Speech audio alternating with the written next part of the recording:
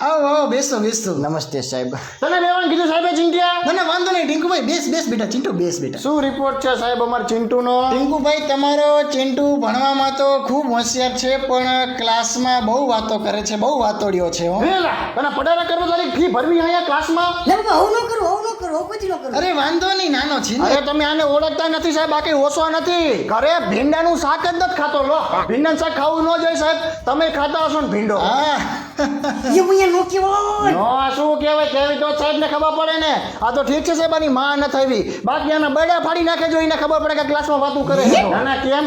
અને સાહેબ તમારે તે મારા દીકરાને તમારો દીકરો સમજીને જ હાચવવાનો. સારું. અમાર ચિંટુને સાહેબ શું ખબર હે, સવારમાં વહેલા ઉઠે ને એટલે એને જલ્દી ઉતરતું નથી, એટલે ઘણીવાર પેન્ટમાં છી કરી જાય છે. પણ કઈ દેતો હોય તો અહીંયા સાહેબ ને શું અહીંયા હોય. તમને સેજે વાસ આવે ને ક્લાસમાં એટલાના કારણે ભેગો કરી દેવાનો.